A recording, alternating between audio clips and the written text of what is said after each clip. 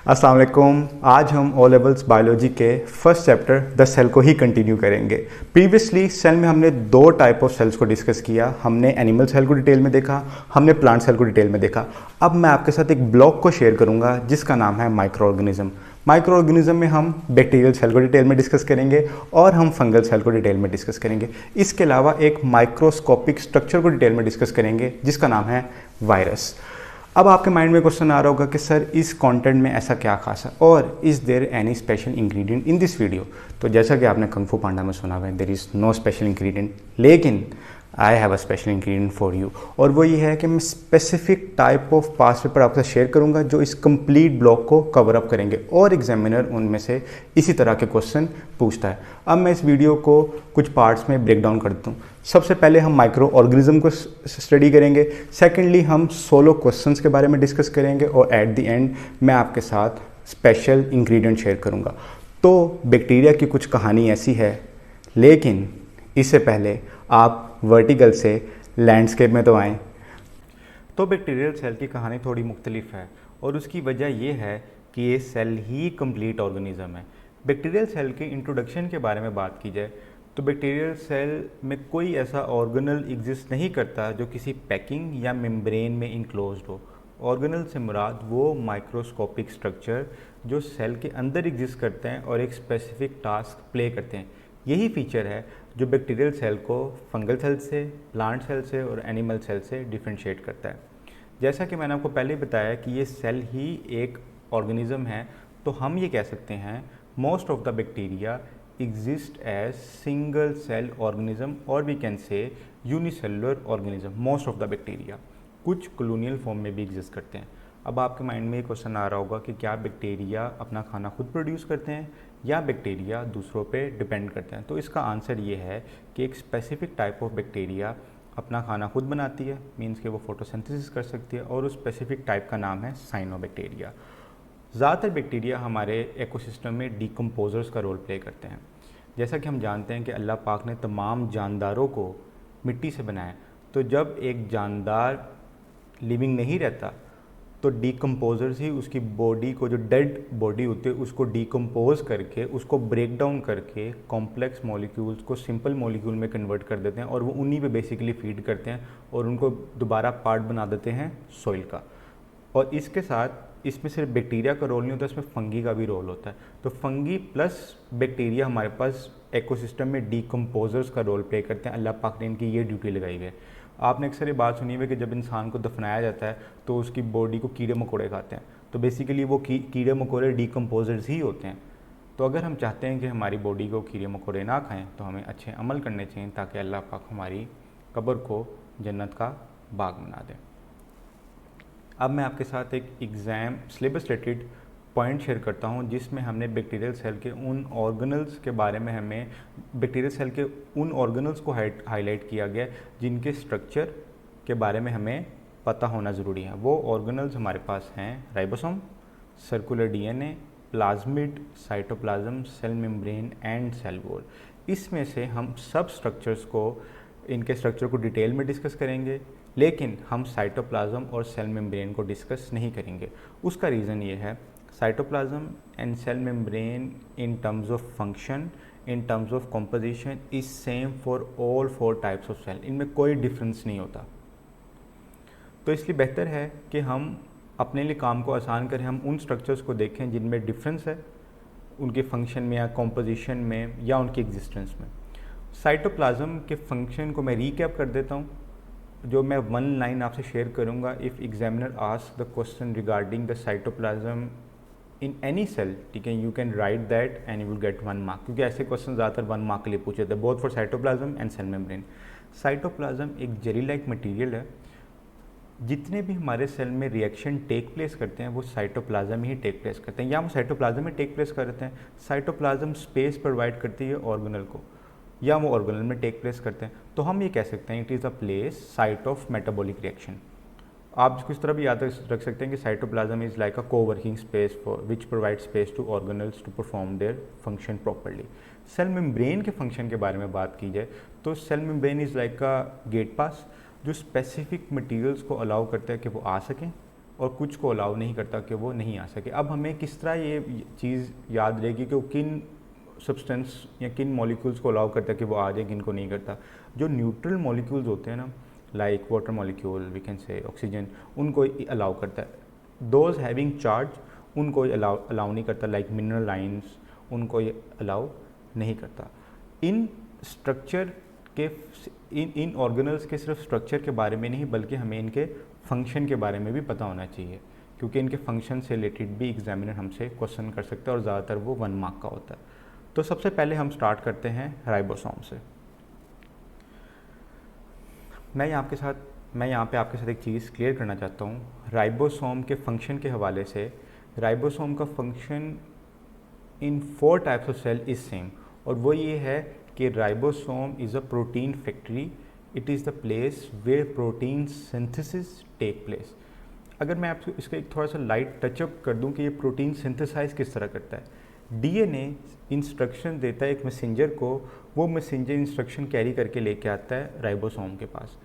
DNA के instruction के मुताबिक राइबोसोम पे उस लेंथ का प्रोटीन चेन और उस स्ट्रक्चर की प्रोटीन चेन सिंथेसाइज करता है जो सेल की रिक्वायरमेंट बनता है बाद में। तो बेसिकली राइबोसोम एक फैक्ट्री है और उसको इंस्ट्रक्शन दी जाती हैं बाय द डिमांड, ठीक है। उसको जो डिमांड जितनी रिक्वायर्ड है प्रोटीन की, वो उसको इंस्ट्रक्शन हेड की साइड से, डीएनए की साइड से उसको प्रोवाइड की जाती है। इन सब चीज़ों को हम डिटेल में डिस्कस करेंगे लेटर चैप्टर्स में कि असल में ये प्रोसेस डिटेल में कैसे हो रहा है। मैं बस एक लाइट टचअप कर रहा हूँ ताकि आप चीज़ों को बेहतर तरीके से अंडरस्टैंड कर सकें। ये था राइबोसोम का फंक्शन। राइबोसोम की एग्जिस्टेंस के बारे में बात की जाए, जैसा कि मैंने आपको पहले ही बताया था कि बैक्टीरियल सेल में ऐसा कोई ऑर्गेनल एग्जिस्ट नहीं करता जो मेम्ब्रेन में पैक्ड हो। ना ही माइटोकॉन्ड्रिया एग्जिस्ट करता है, ना ही एंडोप्लाज्मिक रेटिकुलम एग्जिस्ट करती है। एनिमल सेल में या animal cell, plant cell, fungal cell में एंडोप्लाज्मिक रेटिकुलम के साथ राइबोसोम अटैच होते हैं और उसकी रफ अपीयरेंस कर देते हैं, इसलिए उसको रफ एंडोप्लाज्मिक रेटिकुलम कहा जाता है। तो बैक्टीरियल सेल में एंडोप्लाज्मिक रेटिकुलम एग्जिस्ट ही नहीं करता, तो राइबोसोम एग्जिस्ट कहाँ करते हैं? राइबोसोम फ्रीली फ्लोट कर रहे होते हैं हमारे पास साइटोप्लाज्म में। They are not attach to any organelle in bacterial cell only. सिर्फ वो साइटोप्लाज्म में फ्लोट कर रहे थे, बाकी सेल्स में वो साइटोप्लाज्म में भी फ्लोट कर रहे होते हैं और वो एंडोप्लाज्मिक रेटिकुलम के साथ भी अटैच होते हैं। लेकिन बैक्टीरिया में सिर्फ वो साइटोप्लाज्म में ही फ्लोट कर रहे होते हैं। अब यहाँ पे मैं आपके साथ एक डिफरेंस शेयर करना चाहता हूँ। जो बैक्टीरियल सेल में राइबोसोम एग्जिस्ट कर रहा है और the ribosome that exist in other 3 types of cell, उसमें एक डिफरेंस है कि इन टर्म्स ऑफ साइज जो सबसे स्मॉलेस्ट राइबोसोम है ना, वो बैक्टीरियल सेल में एग्जिस्ट करता है। सबसे smallest, I am using the superlative form, the smallest one exist in terms of size exist in bacterial cell, ribosome. तो ये था हमारे पास राइबोसोम। राइबोसोम के बाद अब हम मूव करते हैं सर्कुलर डीएनए की साइड पे। अगर सर्कुलर डीएनए के फंक्शन के बारे में बात की जाए तो it is the main genetic material of bacterial cell. Main genetic material. DNA is a molecule which carries instruction in the form of genes. वो इंस्ट्रक्शन प्रोवाइड करता है सेल को कि उसने किस तरह ग्रो करना है, किस तरह रिप्रोड्यूस करना है, उसका फंक्शन क्या होना चाहिए। तो ये मेन जेनेटिक मटेरियल है हमारे पास बैक्टीरियल सेल का। अब इसको सर्कुलर क्यों कहा जाता है? Because of the shape. DNA genetic material जो बैक्टीरिया का है वो साइटोप्लाज्म में फ्रीली फ्लोट कर रहा होता है एक सिंगल सर्कुलर क्रोमोसोम की फॉर्म में। इसकी शेप की वजह से इसके नाम के साथ ऐड किया गया सर्कुलर। और जैसा कि मैंने आपको पहले बताया कि साइटोप्लाज्म में फ्रीली फ्लोट कर रहा होता है, not enclose in a nucleus, क्योंकि न्यूक्लियस एग्जिस्ट ही नहीं करता बैक्टीरियल सेल में। जैसा कि हमने देखा कि बाकी सेल्स में जो जेनेटिक मटेरियल होता है वो एक फर्दर स्ट्रक्चर में पैक्ड होता है जिसे हम न्यूक्लियस हाईलाइट करते हैं। तो ये था हमारे पास सर्कुलर डीएनए। सर्कुलर डीएनए के बाद हम उस स्ट्रक्चर की तरफ मूव करते हैं जो किसी और सेल में एग्जिस्ट नहीं करता, which only exist in bacterial cell, that is plasmid. Plasmid का अगर मैं आपके साथ एक ब्रीफ इंट्रोडक्शन शेयर करूं तो बैक्टीरियल सेल में डीएनए एग्जिस्ट करता है एक सिंगल सर्कुलर क्रोमोसोम की फॉर्म में। इसके अलावा हमें एक्स्ट्रा पीसेस ऑफ डीएनए मिलते हैं इन द फॉर्म ऑफ रिंग की फॉर्म में। हमें बैक्टीरियल साइटोप्लाज्म में हमें मिलते हैं एक रिंग एक्स्ट्रा, जो एक्स्ट्रा हमारे पास डीएनए पीसेस होते हैं। तो क्योंकि वो डीएनए लूप की फॉर्म में एग्जिस्ट करते हैं, रिंग की फॉर्म में एग्जिस्ट करते हैं, तो हम प्लाज्मिड को डीएनए लूप भी कह सकते हैं। तो ये था प्लाज्मिड का brief introduction. You should also remember the other terminology that I use for plasmid DNA loop. Examiner कभी इससे भी आप मुखातिब कर सकता है प्लाज्मिड को, so you don't get confused. अब इसके फंक्शन के बारे में बात की जाए, क्योंकि प्लाज्मिड भी डीएनए के एक्स्ट्रा पीसीज हैं, तो DNA carries the instruction in the form of genes. Plasmid में कुछ एक्स्ट्रा जीन्स होते हैं जो हमारे पास मेन जेनेटिक मटेरियल का पार्ट नहीं होती। Just like we can say antibiotic genes for antibiotic resistance. Humans has developed chemicals to destroy bacteria, so they punch us back by developing antibiotic resistance against them. और वो जो instructions है वो हमारे पास, वो इंस्ट्रक्शंस वो एग्जिस्ट कहाँ पे करती हैं, वो instruction in the form of genes वो एग्जिस्ट करती हैं प्लाज्मिड में। तो ये बेसिकली हमारे पास फंक्शन है प्लाज्मिड का। और एक इंटरेस्टिंग पॉइंट आप लोगों से शेयर करता हूँ, जब एक बैक्टीरिया हमारे पास रेजिस्टेंस डेवलप करता है किसी केमिकल के against, just like an antibiotic, तो वो जो रेजिस्टेंस वो डेवलप करता है तो वो शेयर कर सकता है बाकी बैक्टीरिया के साथ। So we can say that it can be shared from one bacterium to another. तो इसी तरह वो अपनी पूरी कॉलोनी में उसको शेयर कर सकता है और वो आगे आने वाली जनरेशन में भी उनको शेयर कर सकता है। So just like the way we are developing chemicals, so they are also getting stronger. Last structure जो हम बैक्टीरियल सेल का, लास्ट ऑर्गेनल जो हम बैक्टीरियल सेल का स्टडी करेंगे वो है सेल वॉल। सेल वॉल के फंक्शन के बारे में बात की जाए, जैसे हमने प्लांट सेल में देखा और हमने फंगी सेल में देखा, दैट फंगी सेल में हम आगे डिस्कस करेंगे, that it give the shape. Bacteria में शेप में भी थोड़ा डिफरेंस आता है। कुछ बैक्टीरिया राउंड शेप होते हैं, some are broad shape and some exist in spiral form. एक शेप प्रोवाइड करता है सेल को जो सेम प्लांट में भी प्रोवाइड करता था, और प्रोटेक्शन भी ऑफर करता है। प्रोटेक्शन कैसे ऑफर करता है, आई will share that in last point that I will share with you. अब यहाँ पे एक और चीज़ है कि बैक्टीरियल सेल वॉल की कॉम्पोजिशन में थोड़ा डिफरेंस होता है। Just like we're familiar that the main component of cell wall of plant is cellulose, so the main component of bacterial cell wall is peptidoglycan। ये कार्बोहाइड्रेट और amino acid का एक mixture होता है। तो ये कॉम्पोजिशन में थोड़ा डिफरेंस आ गया सेल वॉल में ना, बैक्टीरियल सेल वॉल की कॉम्पोजिशन में थोड़ा डिफरेंस आ गया। अगर आप देखें कि जितने भी सेल जिनके पास 3 टाइप ऑफ सेल्स हैं हमारे पास जिनके पास सेल वॉल है, उन सब की कॉम्पोजिशन डिफरेंट है। Fungi has different composition, plant have different composition and bacterial cell have different composition. Animal cell पे सेल वॉल लाइन नहीं करती। अब ये जो मैंने फर्स्ट पॉइंट में आपको मैंने कहा था कि ये प्रोटेक्शन कैसे ऑफर करता है, तो हमने बैक्टीरिया को किल करने के लिए हमारे पास 2 मेथड्स हैं। या तो हम केमिकल्स यूज़ करते हैं या हम फिजिकल मेथड्स यूज़ करते हैं। फिजिकल मेथड में हम बॉइलिंग को यूज़ करते हैं, हम यूज़ करते हैं रेडिएशंस को, प्रेशर को यूज़ करते हैं। तो बैक्टीरिया के जो सेल वॉल है ना, बेसिकली वो एक फिजिकल बैरियर बन जाती है जब हम बैक्टीरिया के इन्वायरमेंट को चेंज करते हैं, उसको एक्सट्रीम टेम्परेचर देते हैं या उसको ऐसी पीएच में रखते हैं जिसमें वो ग्रो नहीं कर सकता।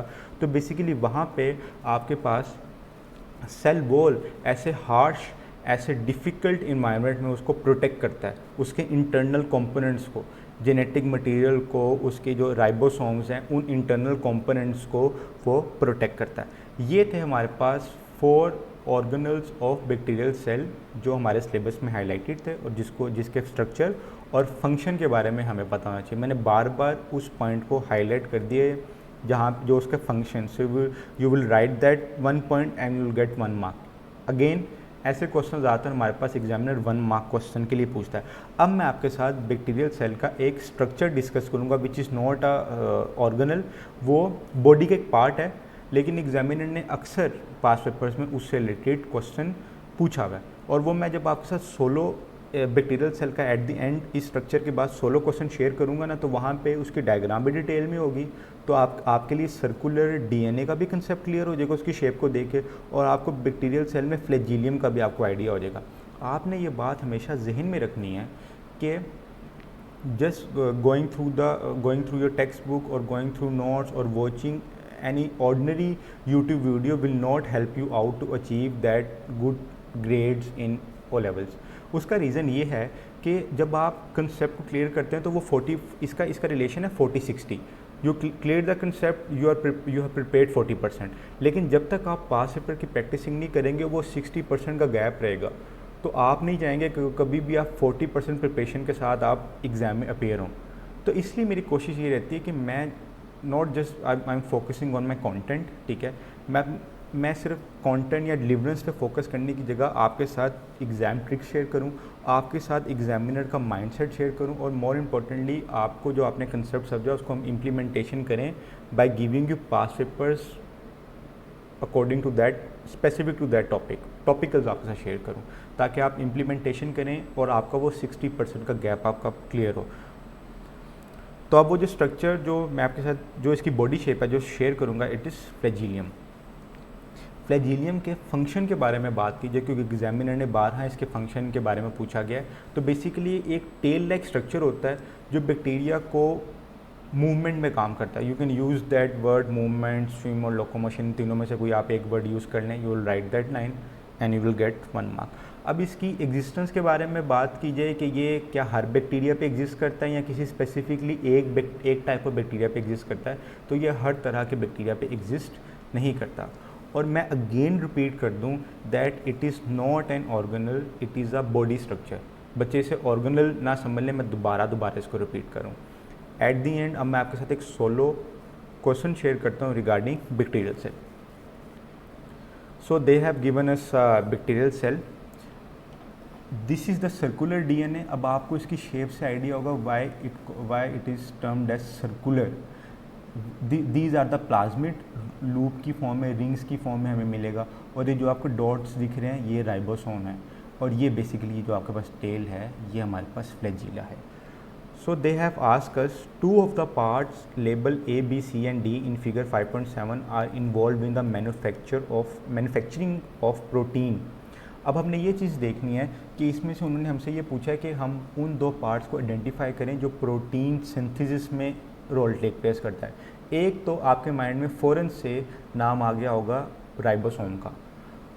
अब आप याद करें कि राइबोसोम को इंस्ट्रक्शन कौन देता है, तो वो 2 पार्ट्स को हमने हाईलाइट करना है। स्पेसिफिकली अगर एक पार्ट के बारे में बताऊं तो जेनेटिक मटेरियल डीएनए इंस्ट्रक्शन देता है, A is highlighting that part. And if I specifically I told you about the second structure, तो अगर हम ये देखें कि ये राइबोसोम को पॉइंट आउट कर रहा है, राइबोसोम, तो D, A and D are the letters which are highlighting DNA instruction देता है, और राइबोसोम उसके अकॉर्डिंगली हमारे पास जेनेटिक मटेरियल, उसके अकॉर्डिंगली प्रोटीन को सिंथेसाइज करता है।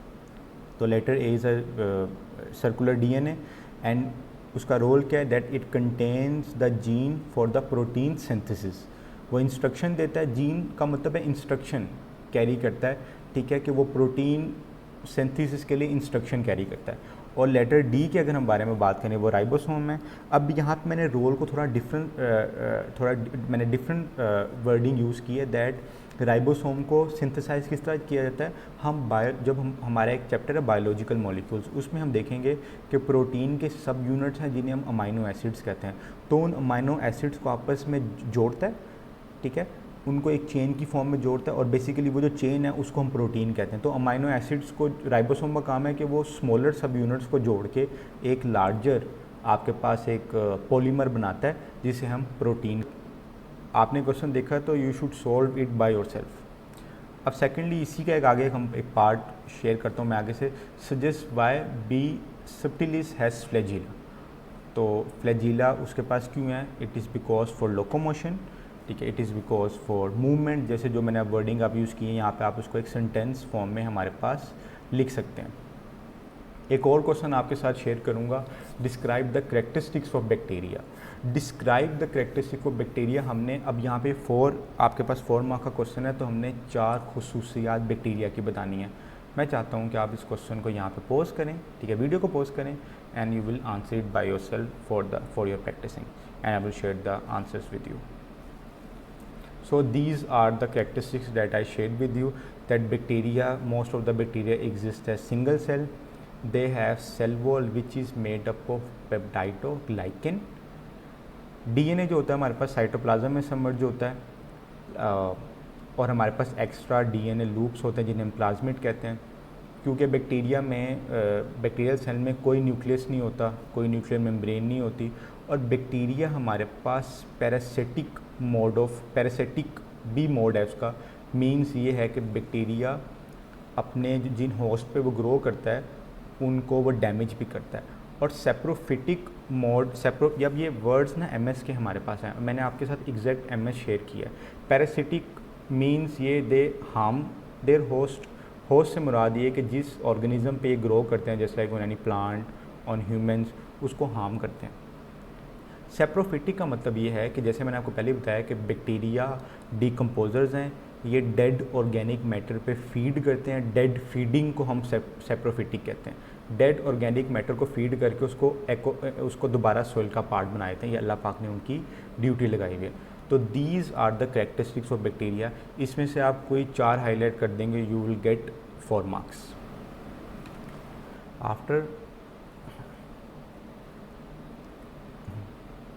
आफ्टर कंप्लीटिंग बैक्टीरियल सेल, अब हम मूव करेंगे एक बहुत ही इंटरेस्टिंग ऑर्गेनिज्म की तरफ, विच इज़ फंगी। ये इंटरेस्टिंग क्यों है? क्योंकि अल्लाह पाक ने इसका रोल हमारे इकोसिस्टम में एक डिकम्पोज़र के तौर पे रखा है, और हमारी फूड इंडस्ट्री में इसका बहुत रोल है। एज यू ऑलरेडी फेमिलियर कि हम मशरूम को as an food source use करते हैं, और डिफरेंट फूड इंडस्ट्रीज़ में इसका एक बहुत ही इम्पोर्टेंट रोल है। तो सबसे पहले हम फंगल सेल के इंट्रोडक्शन के बारे में बात करते हैं। तो fungal cell contain the same organelles as animal cell. अब यहाँ पर जो डिफरेंस है वो ये है कि it has a cell wall. Cell wall that is made up of a chemical named chitin. और फंगल सेल में क्लोरोप्लास्ट एग्जिस्ट नहीं करता। क्लोरोप्लास्ट एग्जिस्ट नहीं करता तो हमें ये चीज़ क्लियर हो गया कि फोटोसिंथेसिस नहीं कर सकती। तो इसका मतलब ये है कि fungal cell depends on other for food. अब यहाँ पे एक और चीज़ को मैं क्लेरिफाई कर दूँ कि जिस तरह हमने बैक्टीरियल सेल में देखा that most of the bacteria exist as single cell organism. Fungal cell हमारे पास 2 वे टिल्ट करता है, goes towards the both ways. It also exist as unicellular like yeast, or it also exists as multicellular like molds and mushroom in our ecosystem। यहाँ पे अब मैं एक चीज़ आपको से क्लियर कर दूँ कि हमें यीस्ट के बारे में हमें पता होना ज़रूरी है। उसका रीज़न ये है कि मैं आपके साथ एक सिलेबस रिलेटेड पॉइंट शेयर करता हूँ of the letter chapter biotechnology, that they have highlighted they want us to explain the role of yeast in the production of bread ethanol through anaerobic respiration. हमें anaerobic respiration के बारे में पता होना चाहिए। फिर उसके बाद हम बायोटेक्नोलॉजी चैप्टर को डिस्कस करेंगे, तो हम वहाँ पे यीस्ट के रोल को प्ले करेंगे कि किस तरह उसका बेकिंग इंडस्ट्री सारी की सारी जो उसकी बेसिक फाउंडेशन है ना, वो यीस्ट है, जिसे हम खमीर कहते हैं, जो डो को राइस देता है आपके पास। और एथेनॉल हम ब्रूइंग इंडस्ट्री में जिस तरह हम वाइन, हम अल्कोहल्स, एथेनॉल, हम ये सारे भी एक फर्मेंटेशन प्रोसेस के थ्रू हम यीस्ट से ही हासिल करते हैं। तो जैसा कि मैंने आपको पहले बताया था कि डिफरेंट फूड इंडस्ट्रीज़ में फंगी का बहुत इम्पोर्टेंट रोल है। अब मैं यहाँ पे ना आपके साथ एक चीज़ क्लेरिफाई करना चाहता हूँ कि फंगल सेल को स्पेसिफिकली हमारे सिलेबस में एग्जामिनर ने हाईलाइट नहीं किया। उसका लिंक डिफरेंट चैप्टर्स के साथ है, जो लेटर उन चैप्टर्स है ना उसके साथ उसका लिंक है। तो इसका क्वेश्चन हमेशा ना डिफरेंट चैप्टर्स के साथ पूछा जाता है। और जो मैं आपके साथ स्पेशल इंग्रेडिएंट शेयर करूँगा ना, उसमें भी बताऊँगा कि किस तरह इसके क्वेश्चन सेल में, अगर सेल टॉपिक में देखें तो किस तरह से क्वेश्चन वहाँ पे आपसे पूछे जा सकते हैं। तो अब इस चीज़ को मद्देनज़र रखते हुए मैं आपके साथ इसके कुछ स्ट्रक्चर शेयर करूँगा। I am not talking about the organelles, I am talking about the structure. उसकी बॉडी स्ट्रक्चर मैं आपसे शेयर करूँगा जिसके बारे में हमें, और ब्रीफली मैं आपसे शेयर करूँगा जिसके बारे में हमें उतना ही पता होना हमारे लिए काफ़ी है। और वो पता होना क्यों ज़रूरी है, वो जब फिर मैं आपके साथ स्पेशल इंग्रेडिएंट शेयर करूँगा, आई will share that with you. तो सबसे पहले स्ट्रक्चर के बारे में बात की जाए, which is hyphae resemble roots. इसलिए आपको पता है कि एक टाइम जो किंगडम प्लांटी था ना, उसमें हम फंगी को भी हम किंगडम प्लांटी में कंसीडर करते थे। उसका रीज़न ये था, एक तो इनके पास सेल वॉल थी और दूसरा रीज़न ये था कि जिनके स्ट्रक्चर्स थे ना वो रूट से बहुत रिजेंबल करते थे। तो hyphae are thread like structure resemble roots, जिस तरह रूट का काम है कि वो अब्जॉर्प्शन ऑफ वाटर और मिनरल में उसका रोल है, इस तरह हाइफी का भी रोल है कि वो भी अब्जॉर्प्शन ऑफ फूड मॉलिक्यूल्स का रोल है उसका। इसके बाद हाइफी स्ट्रक्चर को अंडरस्टैंड करने के लिए अब मैं आपके साथ एक माइक्रोग्राफ शेयर करता हूँ जिससे आप इसको बेटर अंडरस्टैंड कर सकेंगे व्हाई वी सेड दैट। अब मैं आपके साथ हाइफी के स्ट्रक्चर को अंडरस्टैंड करने के लिए मैं आपके साथ एक माइक्रोग्राफ शेयर करता हूँ जिससे आप इस चीज़ को बेहतर आप अंदाज़ा लगा सकेंगे why it resemble root. Seems like all the structures, ठीक है, it resemble roots the way they are spread out throughout uniformly, और इनके जो बेसिकली ये रूट हेयर से बहुत रिजेंबल करते हैं इनका स्ट्रक्चर ना, तो इनका काम भी अब्जॉर्प्शन है, बस फ़र्क ये है कि ये फूड मॉलिक्यूल्स को अब्जॉर्ब करते हैं रेदर देन अब्जॉर्बिंग वाटर और मिनरल्स। इसके बाद अगर हम सेल वॉल के बारे में बात करें तो सेल वॉल जैसे मैंने आपको पहले बताया, it is primarily the chemical, the main component is chitin and the same function for just like plant cell or bacterial cell that it provides shape and strength to cell wall। अब ये structure again मैं repeat करूँ, ये structure हमने इसलिए समझने हैं ताकि जब हम स्पेशल इंग्रेडिएंट को डिस्कस करें तो वहाँ पे मैं आपको ये चीज़ हाईलाइट करूँगा कि हमने इन स्ट्रक्चर्स के बारे में क्यों जाना, और मैंने बिल्कुल ब्रीफली इनके बारे में क्यों आपको बता दिया, क्योंकि इनके बारे में इतना ही जानना काफ़ी है। जैसा कि मैंने आपको पहले ही बताया है कि फंगल सेल में क्लोरोप्लास्ट एग्जिस्ट नहीं करता, इसका मतलब ये है कि ये दूसरों पर डिपेंड करता है अपने खाने के लिए। तो हम अब इस चीज़ को डिस्कस कर लेते हैं कि फंगल सेल का मोड ऑफ न्यूट्रिशन क्या है, ये खाना ऑब्टेन कैसे करता है अपने सराउंडिंग से। अच्छा, यहाँ पे एक और चीज़ क्लियर कर दूँ कि as we know that decomposers में हमारे पास फंगी और bacteria both combine role play करते हैं डिकम्पोजर्स का। तो द सेम वे जैसे मैंने आपको पहले क्लियर किया था, bacterial cell saprophytic mode of nutrition dead feeding करते हैं, इसी तरह बैक्टीरिया डाइजेस्टिव एंजाइम्स प्रोड्यूस करते हैं और वो रिलीज़ करते हैं उस डेड मैटर पे जो इकोसिस्टम का जिसकी अब इकोसिस्टम को ज़रूरत नहीं है, वो dead organic matter, a dead body, वो वहाँ पे उनको रिलीज़ करते हैं। और उनको रिलीज़ करने के बाद वहाँ से वो एंजाइम क्या करते हैं कि एंजाइम वो जो कॉम्प्लेक्स मॉलिक्यूल्स होते हैं ना उनको सिंपल मॉलिक्यूल में कन्वर्ट करता है, जिसको फंगी बाद में थ्रू हाइफी उसको अब्जॉर्ब कर लेते हैं। अब ये काम है हाइफी का कि वो फूड को इस तरह अब्जॉर्ब करता है। तो ये बेसिकली मोड ऑफ न्यूट्रिशन है, इसको हम सेप्रोफिटिक मोड ऑफ न्यूट्रिशन भी कह सकते हैं, इसको हम डेड फीडिंग भी कह सकते हैं। अब ये चीज़ मोड ऑफ न्यूट्रिशन जानना हमारे लिए क्यों ज़रूरी है, ये भी हमारे पास एक मैं आपके साथ सिलेबस रिलेटेड पॉइंट शेयर करता हूँ of nutrient cycle that they outline that they want us to know about the role of fungi and bacteria in decomposition। जो हमारे पास न्यूट्रिएंट साइकिल होते हैं like nitrogen cycle, carbon cycle, उसमें इनका बहुत role होता है। तो इसलिए हमें इस चीज़ को अंडरस्टैंड करना हमारे लिए ज़रूरी है। अब मैं इस to better understand how fungi obtain their food I will share a diagram with you. ये हमारे पास फंगी की बॉडी है basically, and just focus on where my cursor is, don't focus on other information। Fungi produce करता है digestive enzymes, वो release करता है डेड मैटर पे। अब वहाँ पे इनसॉल्युबल कंपाउंड्स होते हैं, कॉम्प्लेक्स कंपाउंड्स होते हैं। तो डाइजेस्टिव एंजाइम्स का काम ये होता है कि उन कॉम्प्लेक्स इनसॉल्युबल कंपाउंड्स को, मॉलिक्यूल्स को वो कन्वर्ट कर देता है सॉल्युबल प्रोडक्ट्स के अंदर। Simple just like complex carbs को, कार्बोहाइड्रेट को वो ग्लूकोज में कन्वर्ट कर देता है, लिपिड्स को, फैट को वो फैटी एसिड और ग्लाइसरॉल में ब्रेक डाउन कर देता है, प्रोटीन्स को अमाइनो एसिड में ब्रेक डाउन कर देता है, और हाइफी उनको अब्जॉर्ब कर लेते हैं और स्टोर कर लेते हैं वैक्यूल में बाय डिफ्यूजन और एक्टिव ट्रांसपोर्ट। यहाँ पे उनको सेल को हाइफी को थोड़ी एनर्जी इन्वेस्ट करनी पड़ती है क्योंकि हाइफी के पास ऑर्गन माइटोकॉन्ड्रिया भी है, ठीक है, तो उसको एनर्जी रिक्वायरमेंट से ऐसा कोई मसला नहीं होगा क्योंकि हमें पता है कि एक्टिव ट्रांसपोर्ट जो प्रोसेस है इट रिक्वायर्स एनर्जी, डिफ्यूजन को एनर्जी की रिक्वायरमेंट नहीं थी। तो this is how fungal cell obtain its food from its surrounding. तो ये था हमारे पास complete fungal cell. There is no solved question for fungal cell. इससे रिलेटेड जो हमारे पास क्वेश्चन आते हैं वो हम स्पेशल इंग्रेडिएंट में शेयर करेंगे at the end of the video. After completing bacterial and fungal cell, now we will move towards a microscopic structure that is virus.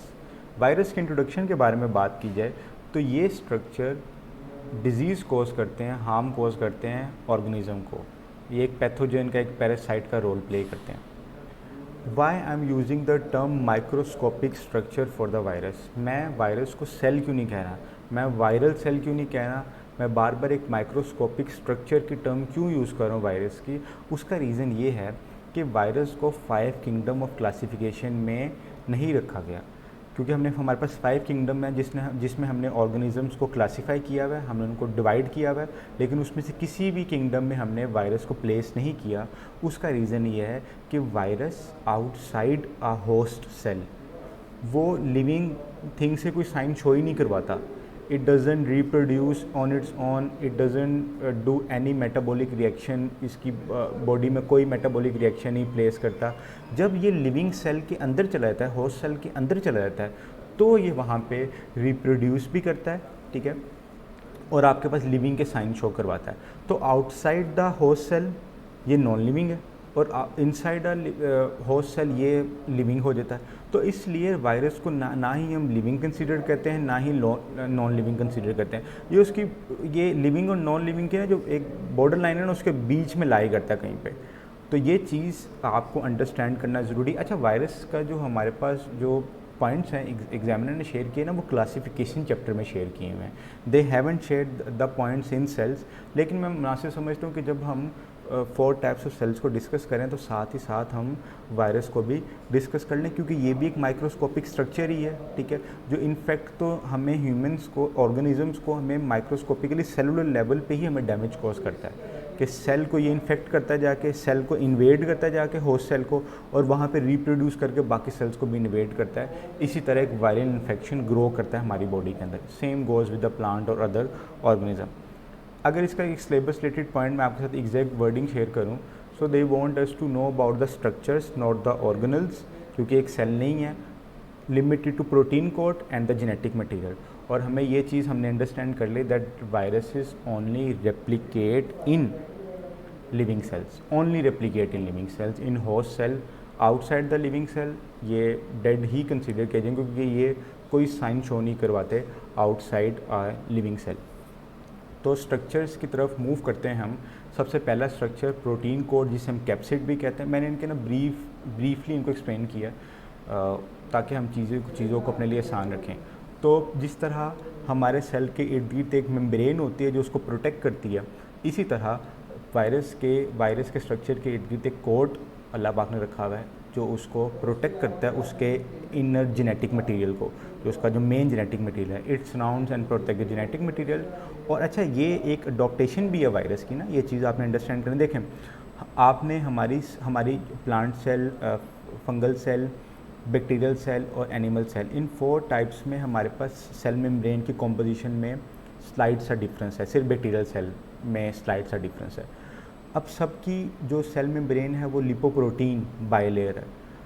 तो इनका जो प्रोटीन कोट है ना, जब ये बेसिकली बॉडी में एंटर करते हैं, सेल को इन्वेड करते हैं ना, तो ये जो इनका प्रोटीन कोट होता है ना, वो सेल मेम्ब्रेन के साथ मिक्सअप हो जाता है और ये अपने genetic material inside the cell release कर देते हैं। So this is the reason they are very dangerous.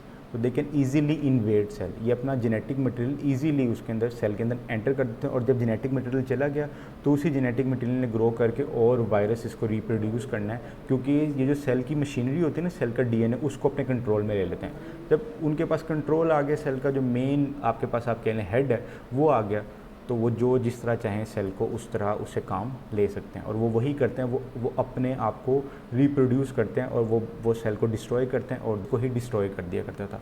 अगर इसके जेनेटिक मटेरियल के बारे में बात की जाए तो वायरसेस कंटेन बोथ, इधर कंटेन डीएनए और आरएनए, बट नेवर बोथ। दोनों ये नहीं कंटेन करता, या तो डीएनए इसमें प्रेजेंट होगा या इसमें हमारे पास आरएनए प्रेजेंट होगा। अब मैं आपके साथ इसकी एक डायग्राम शेयर करता हूँ जिससे आप इसके स्ट्रक्चर को बेटर अंडरस्टैंड कर सकेंगे। As you can see the green dots are the protein coat which is also known as capsid, और हमारे पास आपको एक सिंगल स्ट्रैंड, आपको एक जो पिंकिश कलर का आपको सिंगल स्ट्रैंड मिल रहा है which is the genetic material. Of the virus. ये जो आपको ऊपर ये स्ट्रक्चर्स आपको बेसिकली दिख रहे हैं, ये स्पाइक्स हैं, ठीक है, और ये इसको हमारे सिलेबस में मेंशन नहीं किया हुआ, इनका भी एक स्पेसिफिक फंक्शन होता है, लेकिन हमारे सिलेबस में इसको मेंशन नहीं किया गया, तो we should make things easier for us. अब मैं आपके साथ एक solved past paper question share करता हूँ रिगार्डिंग वायरस। 2 क्वेश्चन है basically. So they have given us a diagram and they want us to identify the component F. जैसे कि आपने अभी देखा, जो आउटर मेम्ब्रेन है उसको हम कैप्सिड या प्रोटीन कोट कहते हैं। सेकंड पार्ट में identify one component of a virus, जो इसमें शो नहीं करवाया गया, वो हमारे पास हमें जेनेटिक मटेरियल नहीं शो करवाया गया।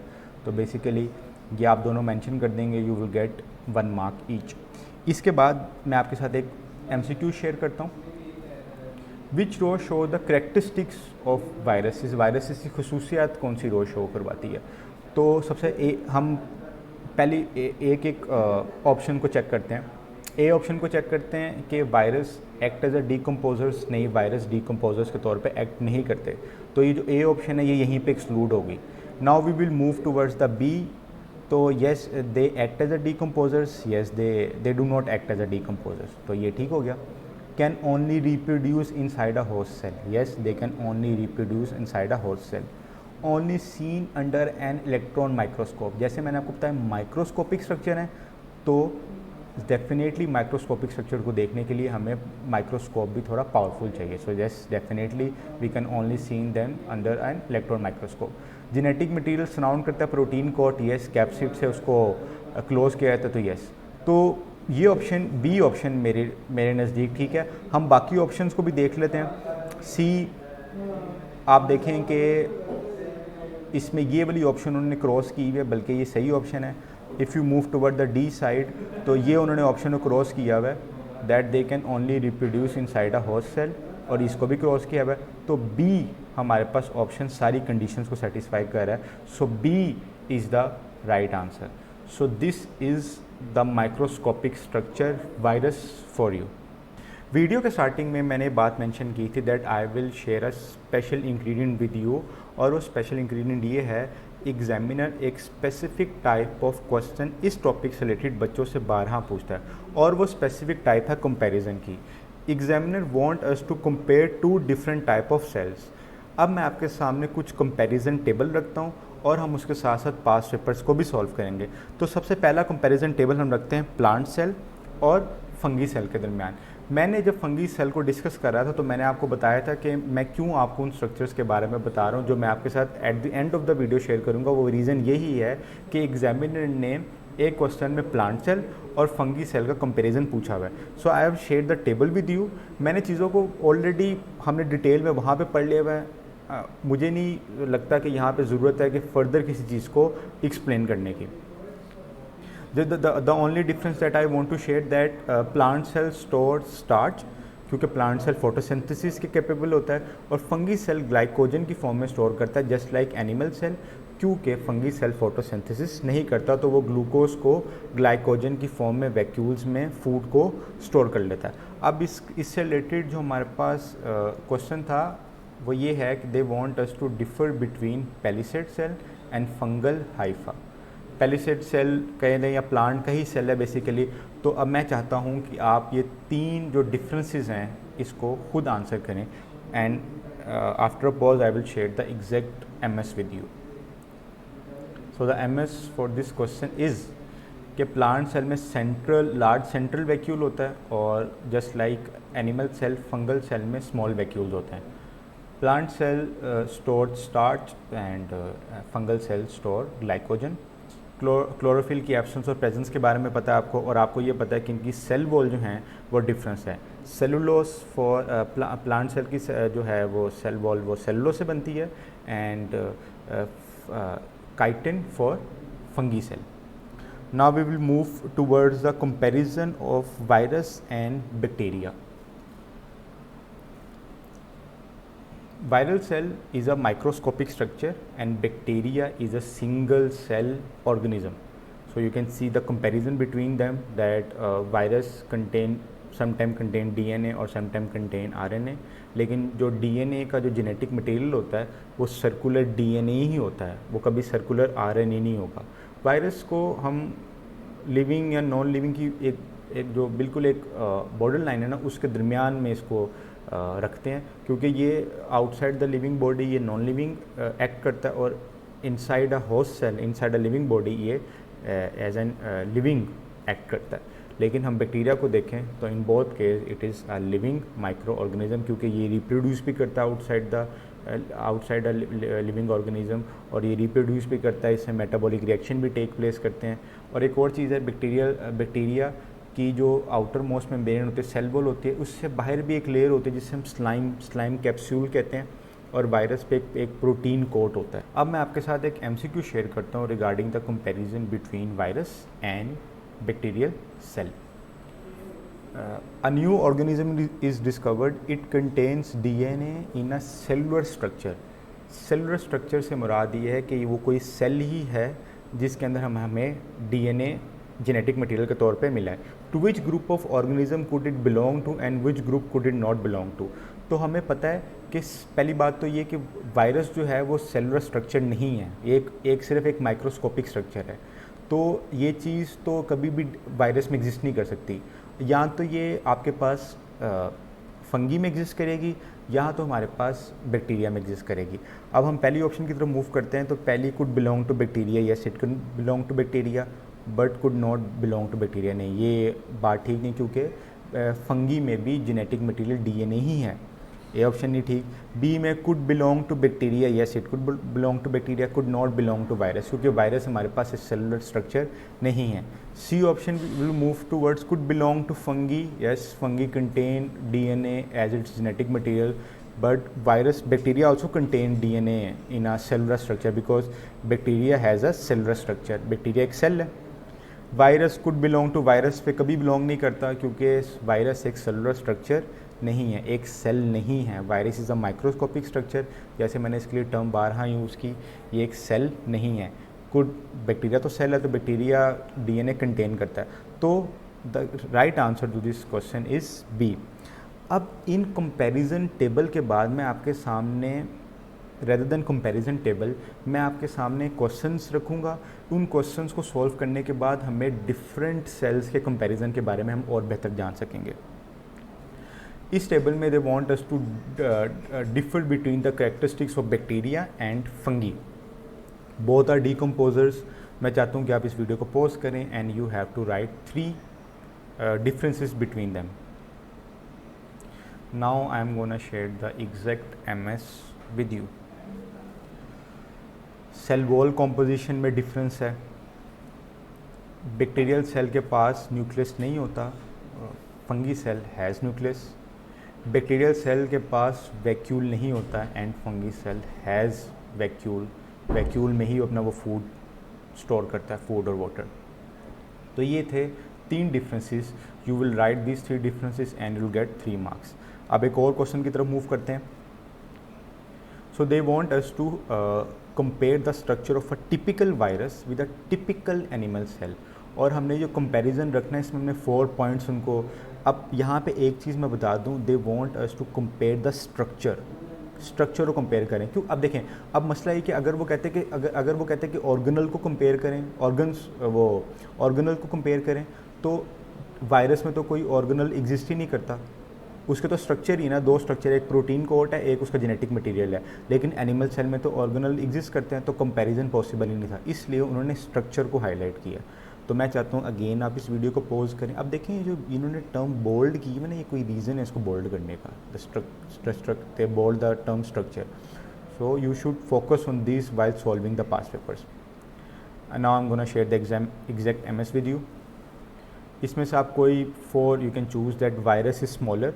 हम एनिमल सेल को लाइट माइक्रोस्कोप में भी देख सकते हैं, लेकिन वायरस को हम सिर्फ इलेक्ट्रॉन माइक्रोस्कोप में देख सकते हैं। एनिमल सेल में जो जेनेटिक मटेरियल है it is always in the form of DNA. Virus में यहाँ कभी डीएनए हो सकता है या आरएनए हो सकता है। जो एनिमल की जो सबसे आउटर मेम्ब्रेन है वो बेसिकली एक सेल सरफेस मेम्ब्रेन है which is made up of lipoprotein, और वायरस में सिर्फ एक प्रोटीन कोट है जिसे हम कैप्सिड भी कहते हैं। एनिमल सेल के स्ट्रक्चर में देखा जाए तो एनिमल सेल के पास न्यूक्लियस, एक जो जेनेटिक मटेरियल है वो एक मेम्ब्रेन में एक ऑर्गेनल में पैक्ड होता है, मेम्ब्रेन इनक्लोज्ड ऑर्गेनल में पैक होता है विच इज़ न्यूक्लियस। वायरस के पास कोई न्यूक्लियस लाई नहीं करता। Now we will move towards another question. Describe how a bacterial cell differs from a typical animal cell.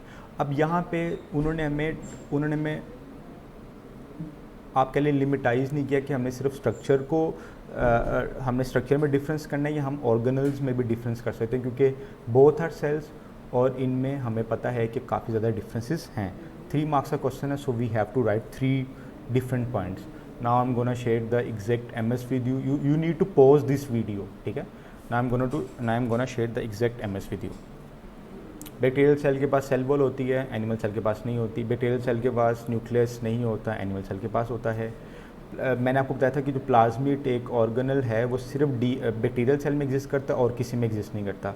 Bacteria cell के पास, कुछ बैक्टीरिया के पास मे है flagella, they have use the term may.